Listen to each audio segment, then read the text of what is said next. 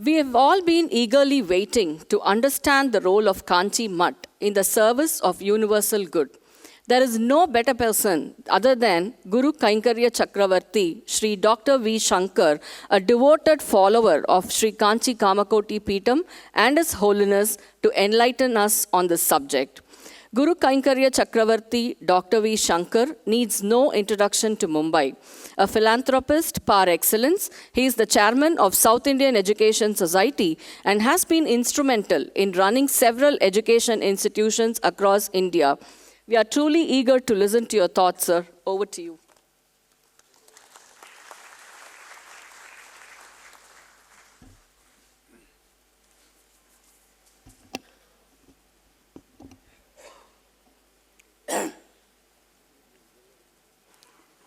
गोविंद देशिकम उपास्य शिराय भक्त्याम तस्मिन् स्थिते निजमाहिम्नि विदेह मुक्त्याम अद्वैत्य भाष्यम उपकल्प दिशो विजीत्याम कांचीपुरे स्थितम अवापसा शंकराय ऋतिश्रुति पुराणानाम आलयम करुणालयम नमामि भगवत्पाद शंकरम लोकशंकरम अपार करुणा सिंधुम ज्ञानतम शांतरूपिणम श्रीचंद्रशेखर गुरुम प्रणमामि मुदान्मुखम सदाशिव समारंभाम शंकराचार्य मध्यमाम अस्मत् आचार्य पर्यंताम वंदे गुरु परंपरा.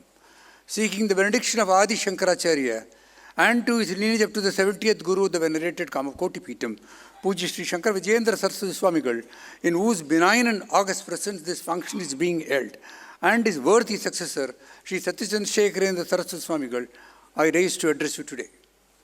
It gives me great pleasure to associate myself with this pleasant function organized this evening by the Kamakoti Peetam through its Pratyaksha Charitable Trust on Dharmam Chara to foster dharmic values amongst corporates and professionals. At the concluding part of this session today, we have the benefit of the venerated address of His Holiness touching on the core values of Dharma as would guide the economic powerhouses of the country, not only to pursue their goals, operational goals, institutional goals, without compromising on GDP, good dharmic principles. This blessed land of ours is a living history that spans several millennia. Westerners have always wondered, what is it that has kept this nation united?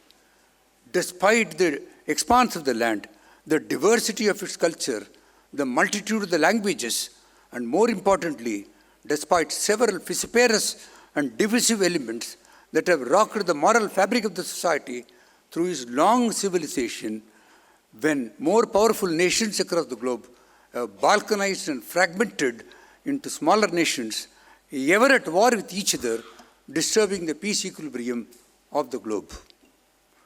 This ancient land of ours has 18 major languages, 1,600 minor languages, about 6,400 castes and subcastes, 52 major ethnic tribes, 6 major faiths, 28 states and 8 union territories, all rolled and fused into one called Bharat, Hindustan, or India.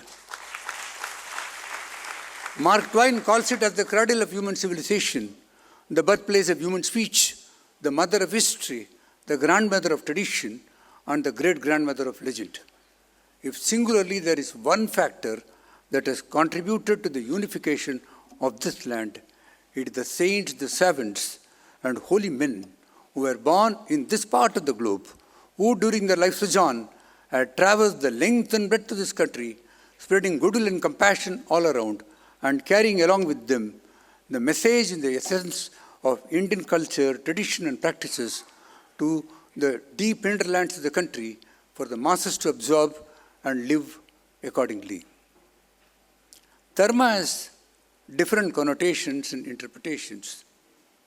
Dharma leads to an harmonious life, they say. There is an unwritten law of the universe which every being, human or otherwise, has to subject themselves to if there has to be peaceful coexistence in this earth. This planet Earth is, of course, a cosmos and not chaos. And the fountain of Dharma comes whenever we have conflict in our minds as to what constitutes an act of Dharma or otherwise or adharma.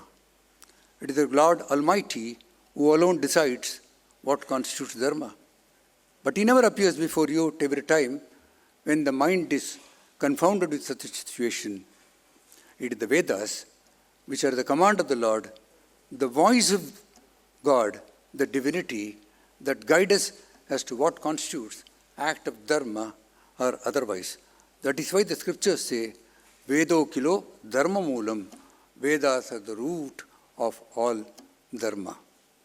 In a simple definition as to what constitutes dharma and what constitutes the dharma, Bhagavan Vedavyasa once said, Ashtadasha Puraneshu Vyasascha Vachanam Dvayam Paropakaraya Punyayam Papaya Parapidanam.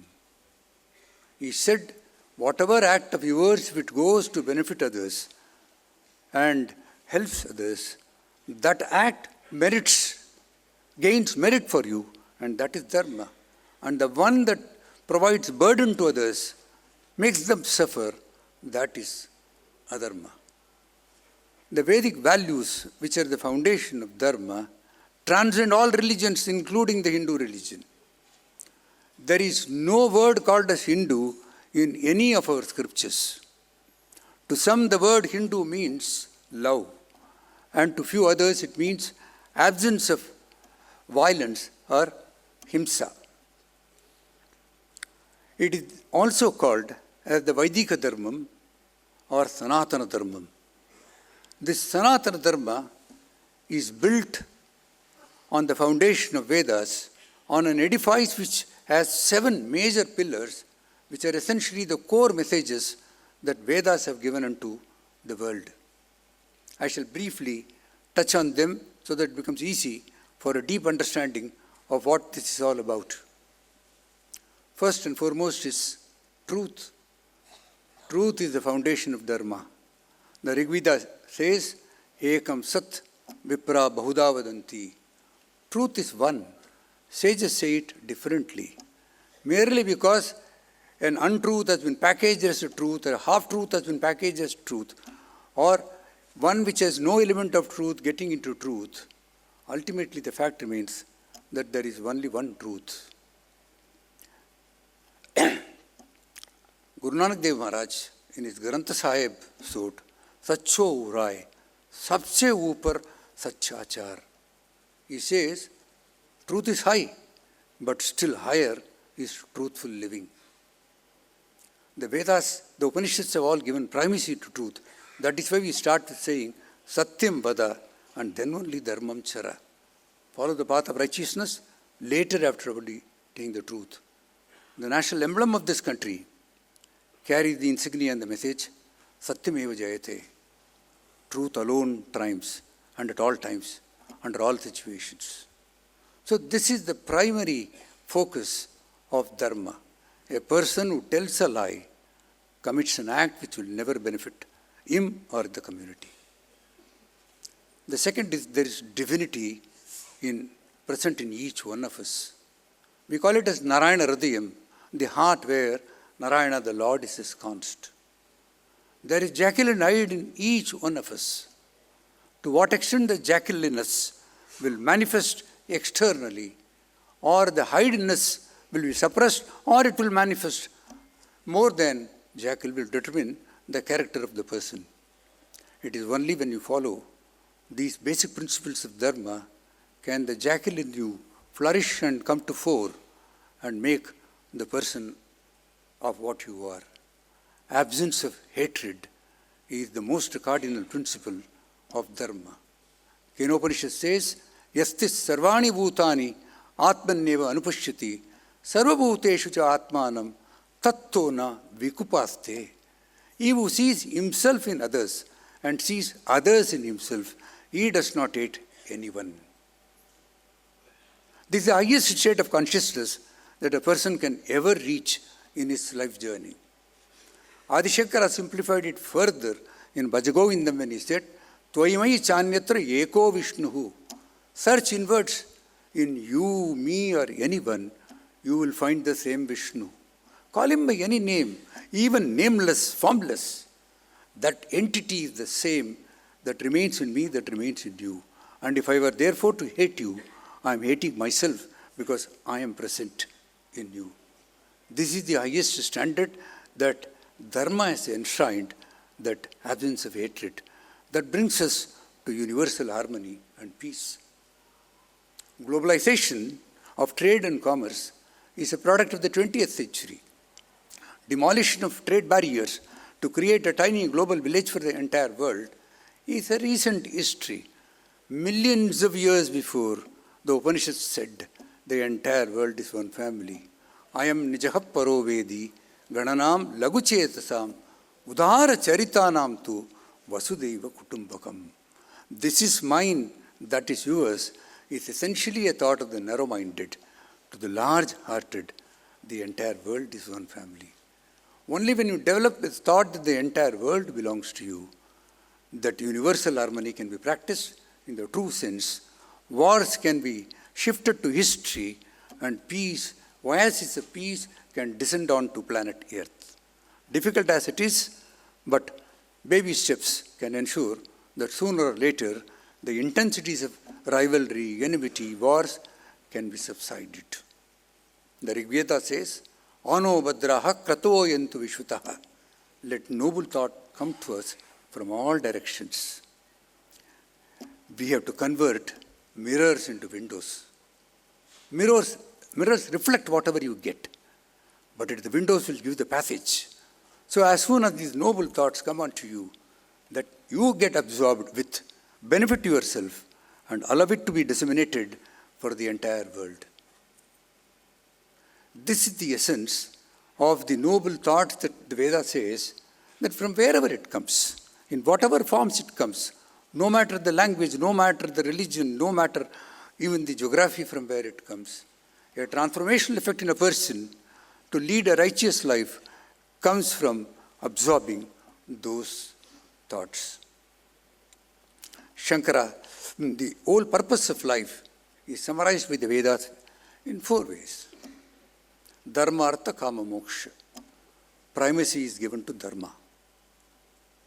Then only is getting wealth. Then begetting children and rearing families. And the third, last, is emancipation.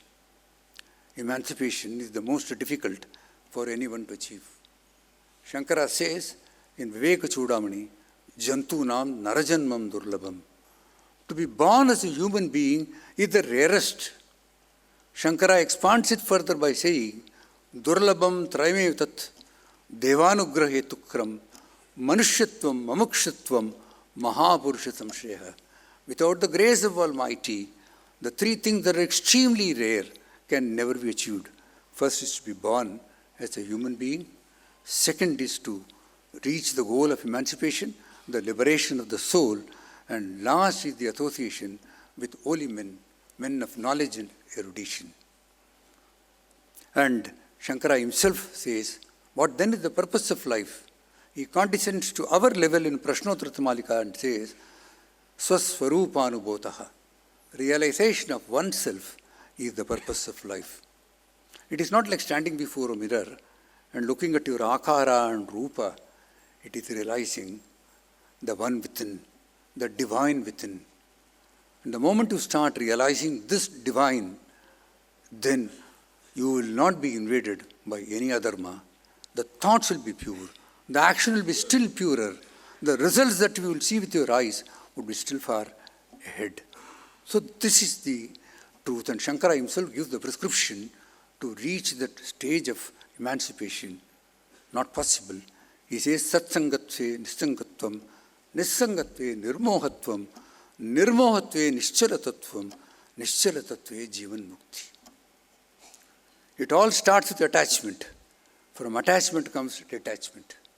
When we have plenty of so many things, then we are allowing it to let go. The process starts.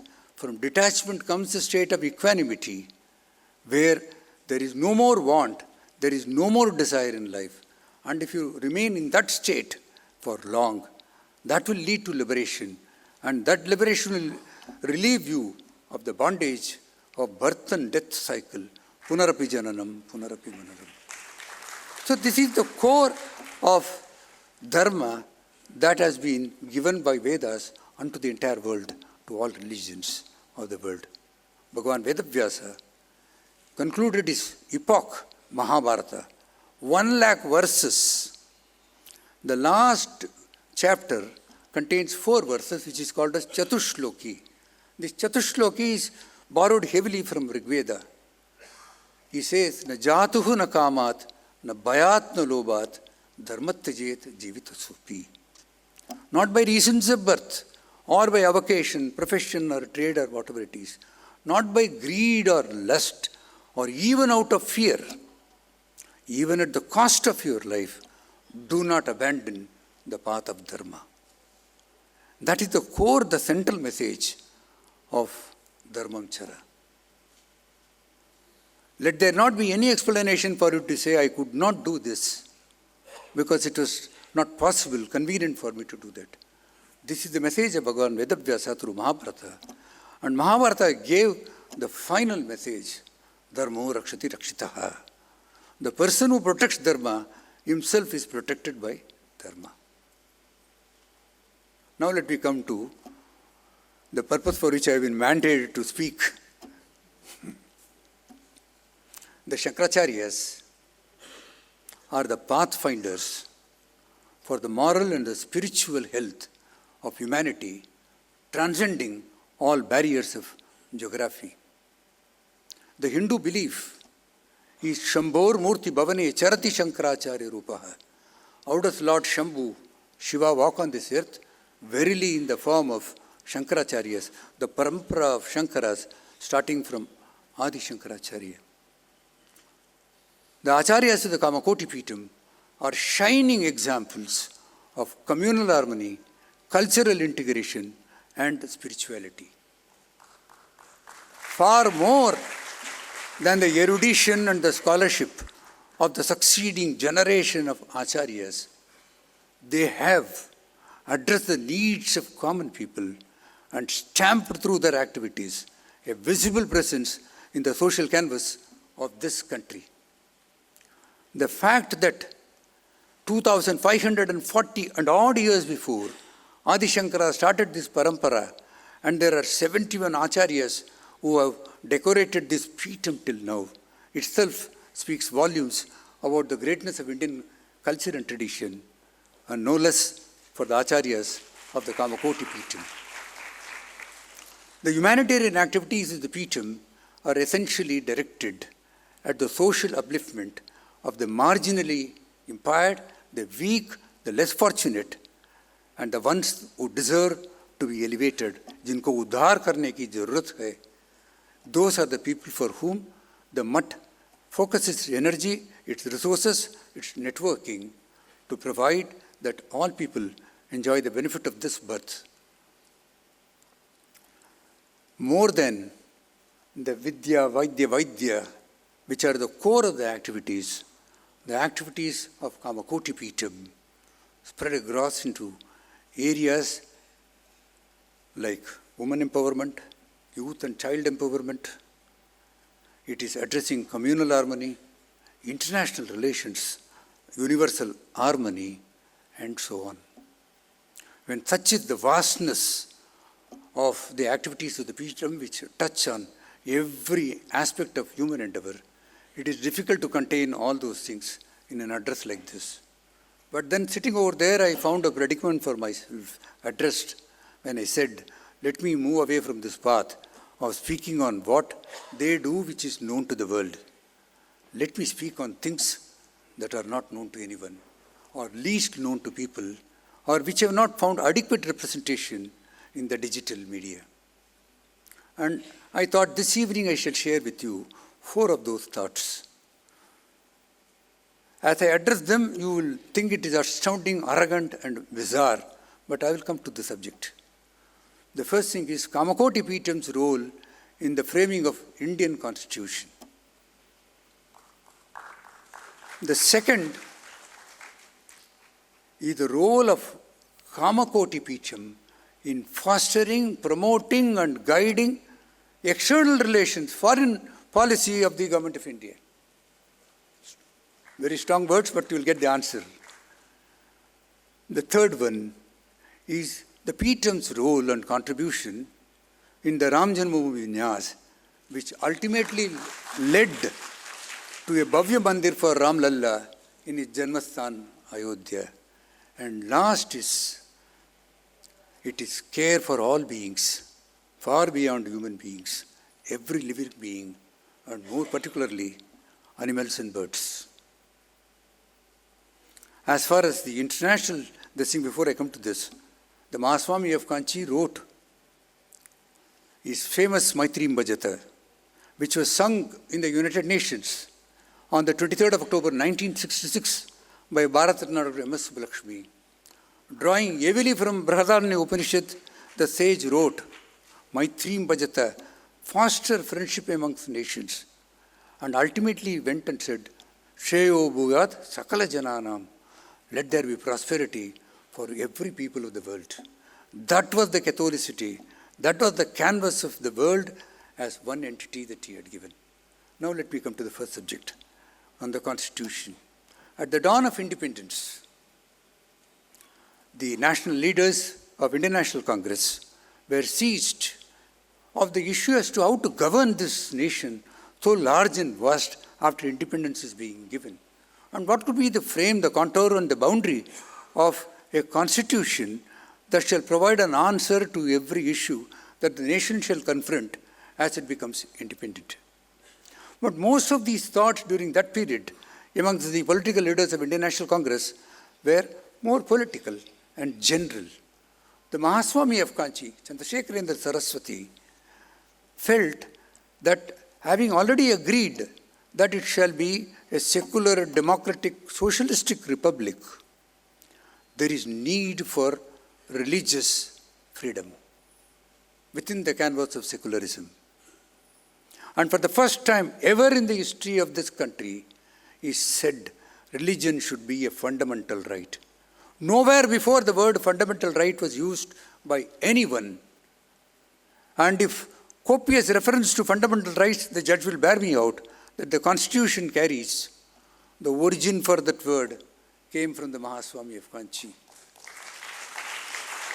He therefore felt that there is need to apprise the political system that was growing at that time of the need for religious autonomy, for institutions that promote religiosity, and for management of those institutions.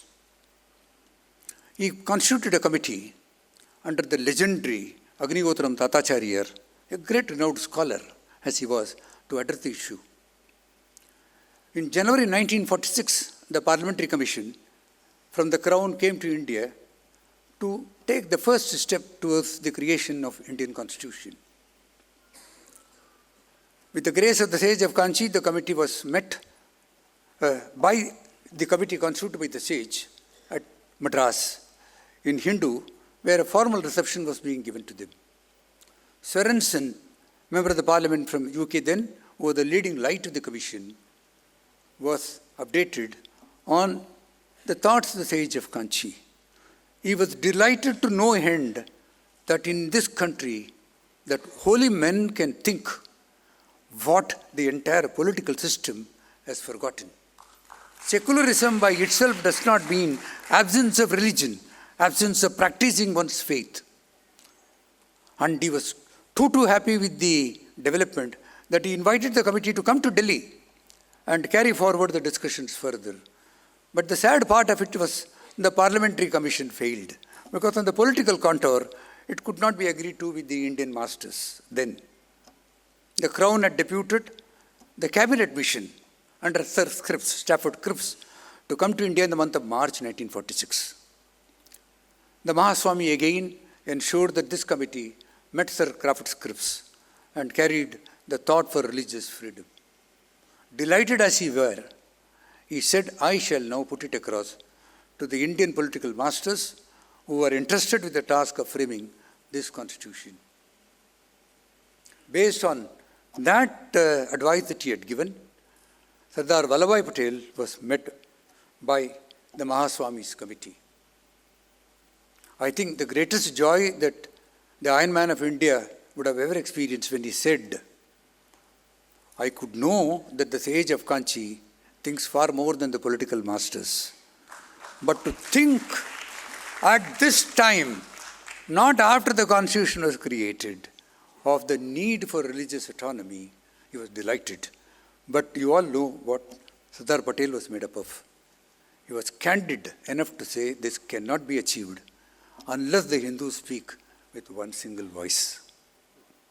And therefore he suggested that you broad-base this committee, include more monasteries, more important religious institutions, and then foster and promote this thought of yours. That was being done. And when it came before Baba Sahib Ambedkar, he was a strong believer of religious freedom. History would not know, but I can tell you, without any fear of contradiction, that Baba Sahib was a great advocate for religious freedom. Therefore, it sailed very easily with him. And at the first sitting of the Constituent Assembly, Article 26 was presented. People were very happy that at last the government is looking at it. But when the article was constructed and adopted in the first session, it came to the attention, the Mahaswami was aghast. He said, if all of them are subject to the laws of the land, then it's better not to have religious freedom. So he divided the entire thing into three components. He said, the right of a person to practice his religion or faith. The second is to create institutions to promote, foster that faith. And the third one is to acquire assets and properties to manage those institutions. And he had suggested the last one can be subject to the laws of the land, and the other two should be fundamental rights. And that too was unanimously accepted. And Article 26, as it is present today, provides these three sections of religious autonomy. The battle was not won. Pandit Jawaharlal Nehru was a strong advocate of no more in the union list. He felt that enough has been loaded into the union list, that nothing more can be taken. The sage of Kanchi felt, if ever the dance of democracy were to result in any government in the states, an atheist government, then religion would be destroyed at the altar of that government. And therefore he wanted it to be safe that it should be in the union list. And it was his blessings that Nehru had never believed that something more can be added, quickly accepted the suggestion, and it was placed in the concurrent list to union list. If today this nation, every faith, every citizen enjoys the right to practice his religion, his faith, the manner and the form in which, the doctrine by which he has to practice, I think much beyond the complexities of constitution making, of course there are several people responsible for it, the sage of Kanchi was instrumental for giving us that. If I were to say that the Kamakoti Peetham has a great influence on India's foreign policy, it looks bizarre, it looks astounding, probably bordering on insanity for a person who is addressing you on that subject. The Kamakoti Peetham has kings, queens, presidents, prime ministers, high constitutional authorities of several nations across the globe as followers of this mutt. And most of these monarchs from distant lands in Europe like Spain, Greece, France, closer home, all these nations that are bordering India have always been coming regularly to the Peetham. And it was their presence in the Peetham that allowed the Peetham to establish people-to-people contact through the constitutional head that fostered and promoted greater understanding between those countries and India. And if I were to address the subject, it can't be done all over here. These nations, starting with Lanka, Nepal, Bangladesh, China. If I speak on China, you will be astounded. China, Cambodia, Thailand, and lastly Israel. Let me do only Israel today, this evening, because the topic is current. Now I am told by evening the American forces have taken the Pakistan route to enter into Iran. So we are in a flux. So as far as Israel is concerned, if somebody had got full-scale relationship, diplomatic relationship between India and Israel, a great share of credit goes to the Kamakoti Peetham. Could be, I will say, singularly it goes to Kamakoti Peetham. The sage of Kanchi, the Mahaswami, always stressed on the commonality between the Jewish faith and the Hindu faith. He felt there was so much common, and he had always advocated that India's relations, both in relation to policy and people to people, should be at the highest level. But then the ground realities were quite different. India's dependence on oil from the Middle East and a large workforce getting employed in the Middle East could not provide such an upgradation for relationship with Israel. Rajiv Gandhi, during his tenure of prime ministership in 1986, told Ronan Sen, the secretary in the External Affairs Ministry, to put bullet points starting from the Consular General relationship with Israel and ultimately ending with full-scale ambassador-level relationship on trade, commerce, people, culture, and everything. The Bofors scam came out soon, and Rajiv Gandhi started playing safe. And therefore, this could not go forward. Even during that period, the Mutt touched base with P.V. Narasimha Rao, the External Affairs Minister, who was an ardent devotee, I think one of the foremost devotees of the Kamakoti Peetham. He said the time is not ripe for such an upgradation, but he believed that if there is the blessings of the Mahaswami of Kanchi, we can see the light of the day during my lifetime, he said, and that of the sage. In the later half of 1991, Narasimha Rao became the Prime Minister. The Mutt quickly addressed this issue with Narasimha Rao. And he also said, we will start going in that direction. But not much was being done. The sages of Kanchi were on a Vijay Yatra to Mumbai, like he is present now. And his guru and he came to Mumbai in the later half, end of 1991 into 1992. And the Mahaswami of Kanchi had given several books to him on what is common between Israel and India, the greatness of that nation. And then the mandate was to get the Consul General to meet them and touch base on the issue. But then Israel, during 1991-92, you can understand, was heavily guarded. The Consul General's office in Pedder Road, nobody can access. But it was divine grace that Gyora Becher, the Consul General then, came to see the Acharyas in Shankaramatam, Matunga. He thought he is coming for expanding the people-to-people relationship. And it was kept like that, shrouded in secrecy. He came, he brought several books from Tel Aviv, which were specially flown in so that they can be given to the Acharyas of Kamakoti Peetham. Even the Prime Minister there and the External Affairs Minister could not take a scent of what's happening, except to think that some holy men are getting interested in Israel. During the course of his presence, a call was put through to the Prime Minister and said, the Consul General is over here and I will not address the issue, but the Prime Minister, it's time now to get that done. The conversation was in Telugu, and therefore it was Latin and French for Gyora Becher. He could understand nothing of it. And when I took him back to his consulate, he said, I am thankful for this people-to-people contact, and that too through men who have a commanding influence on people of this land. That was on the 24th of December, 1992. January. 25th of January, 1992.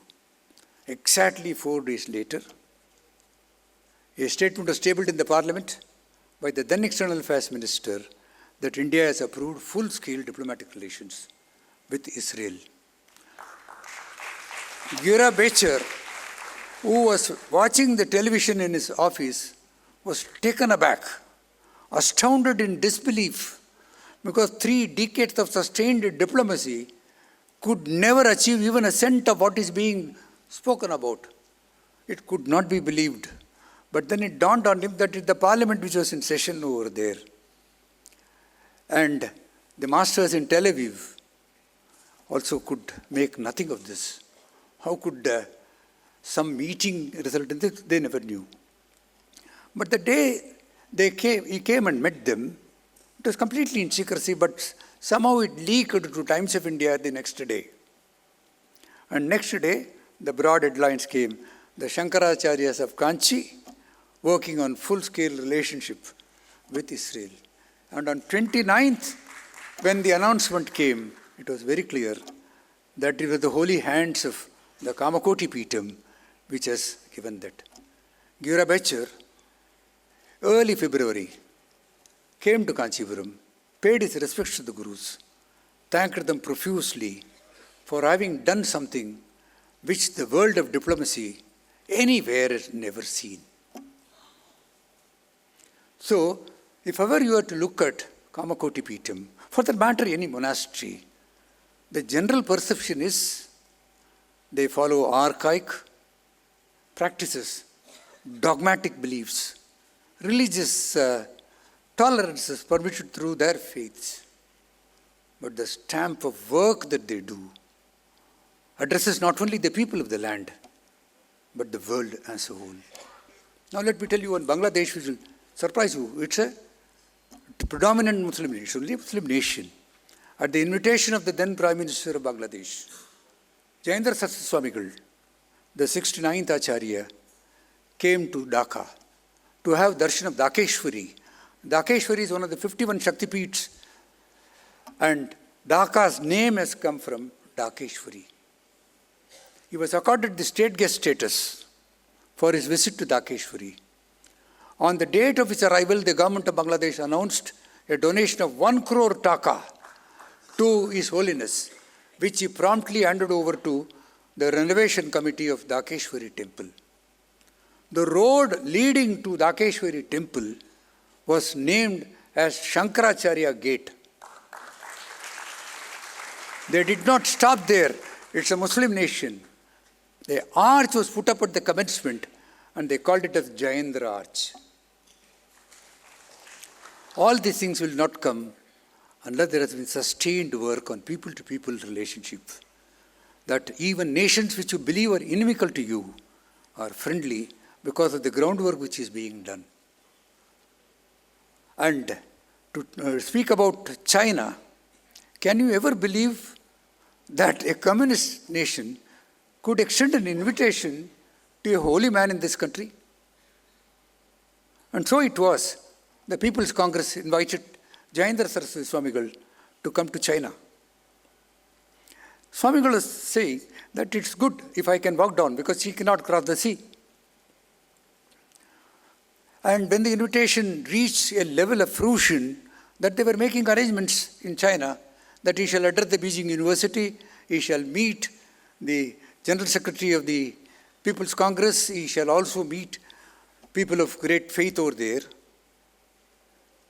Our Prime Minister carefully nodded and told him, sir, this is not the right time for you to go to China, even if they would like to have. That was Vajpayee's time. And then it was stated that these holy men cannot cross oceans, and the Nanjai Ocean comes in between, even though they can escape others by walking from Nepal onwards. And therefore that visit was aborted. But the Chinese never lost interest.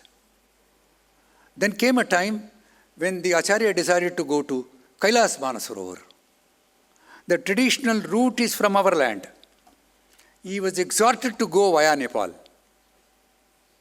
so that he can go via China, which is the shortest route to go to Manasarovar. Can you believe that officials from the Ministry of External Affairs were waiting for him to touch his foot onto the Chinese soil to be taken for Manasarovar? Every arrangement that was required for him, for his pujas in Manasarovar and camp over there, were addressed by them. I can still tell you, he did his Vyatha Puja, the Guru Purnima on that day, installed 2 statues of Adi Shankara, one in Kailas Manasarovar, the entrance, and one at the place where he had done his Vyatha Puja. They were captured live on the Chinese television. Never before in the history has religion found any space in any media of these people. That was the greatness of the work that this Peetam is doing. It has been doing silently. It has been doing without trumpeting its achievements in these fields. But I should tell you that in the social canvas operating here, you should come and see the work that they are doing on women empowerment and on rural masses. It is difficult to believe that one single monastery can work to transform lives. And I should tell you about Jayendra Saraswati Swamigal. His Vijay Yatras will end up in creating institutions for the people of the place where he used to visit. We went to Rathura once at the foothill of Himalayas. He said all these people are dull. And then he was told that there is a mental sickness in Rathura. The next moment he networked and a mental hospital came in Rathura, which is functioning even today. This is the public service that they do in addition to God's messenger as they are. As I come to the end of my address, long as it is, may the Jagannatha Kamakoti Kamakshi and the sages of Kanchi shed their grace on us so that we can achieve the purposes of our lives. May they bless us too, so that we can incorporate into our lives, through passage of time, in our eternal quest in this pilgrimage of perfection, a little of the selflessness, sacrifice and seva, that is the hallmark of their lives, and then make our lives sublime. Thank you and God bless.